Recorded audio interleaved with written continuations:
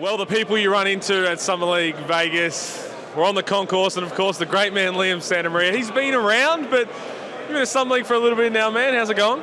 It's good, man. It's good. Always great vibes at the Summer League. So many Aussies and NBL guys. It feels like every game. You know, usually we have a lot of guys, but this year it feels like every game there's one or two guys, whether they're next stars or NBL guys or Aussies playing in the game. So that's been awesome, and it's been so good just to see our next stars, the guys that got drafted, the guys that, picked up two-way contracts and the like, out there on the floor and getting their first taste of NBA action. We haven't been doing daily wraps this time around. There's a lot of other stuff going on, but let's talk about some of the performances, especially the next stars. We just watched Bobby Klintman play for Detroit. He's arguably been probably one of the most, if not the most impressive so far. Yeah, he has. He's been great. He really feels like he looks comfortable on the NBA floor. I feel like he's processing the game better than all his teammates, to be honest, at Detroit. The passing game's on point, looks very, very comfortable, looks like an NBA player. Some of the other guys, maybe a little bit younger, AJ, Alex, they've had some ups and downs over their first couple of games. I'm waiting for a breakout performance from Ariel Hukporti. I wish the guards would throw it up to the big fella, because he'll go and get it. They don't know that just yet. And I'm hoping Mantas Fupstavicius can have a big game in the coming days as well. But so good to see him out there. They've all been great, and a lot of people working hard here at Summer League. Nobody's working harder than you, my man. You and Darren behind the camera, amazing hustle. You're just running around getting the job done. We're going to put something a little special together for the fans by the end of this, give them a true insight of what it's like from our perspective. But before we move on to some other things, Alex Sarr, he's about to play now. I think we saw the glimpses of what he's going to be able to bring in that first game, the back-to-back blocks, the 3 blocks in 4 possessions. That combined with they're putting the ball in his hand as a playmaker.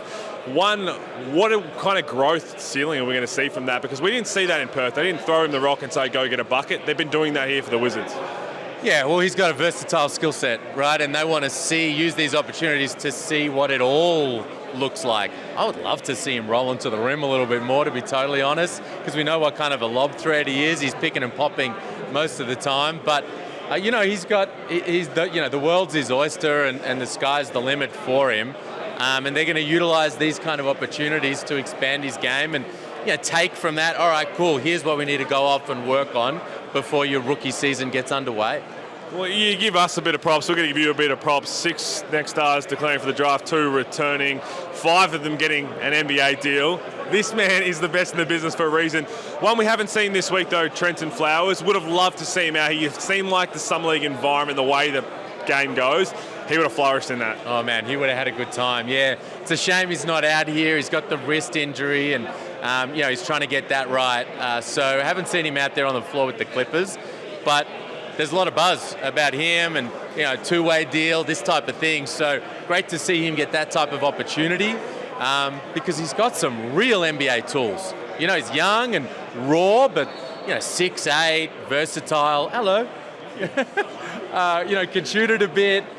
Very, very bouncy. So the Clippers like what they see, and he's going to get his opportunities this season. Well, I say we barely see you, but when it gets to Summer League in particular, Thomas and Mack Center, it gets hectic. You are a busy man, but you haven't just come over for Summer League. Where have you been? We know you enjoyed the draft night, obviously. That's where it began. Yeah, the draft was cool. First time to do that experience, and to have our guys get drafted in that setting was awesome. I then made my way over to Turkey, the U17 World Cup in Istanbul, which was my first time, in Turkey, and at a World Cup like that.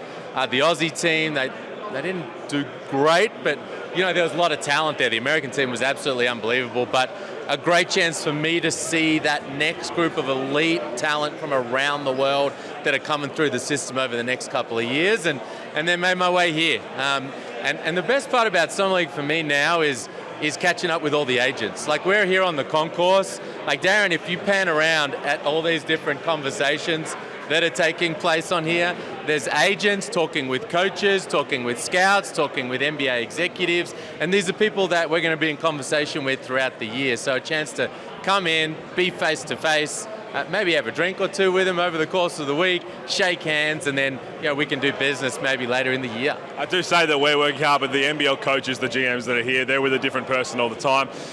4 next stars looked into NBL 25. I know we're 10 weeks away from the season, but something tells me you might not be done just yet. Well, 5. We've got 5 locked away. sorry. Yeah, Rocco and Alex, Roman, Ethan and Malik. So excited about what all those guys are going to do. And look, we've got some teams that are still interested in partnering with the program. We've still got some players and some prospects that are in the mix as well. So it's late. It's mid-July now. We'll see what might be able to get done. But hopefully we can add to that number before the blitz and the season tips off. Let's add to that number and then give you some well-earned rest before the season. Mate, it's great to catch up with you. I know you go from here to Peach Jam as well, but I'm sure you're looking forward to getting home as well. Yeah, I am. Shout out to my wife and kids, Jess and Lockie and Grace. Looking forward to seeing you guys. Thanks, brother.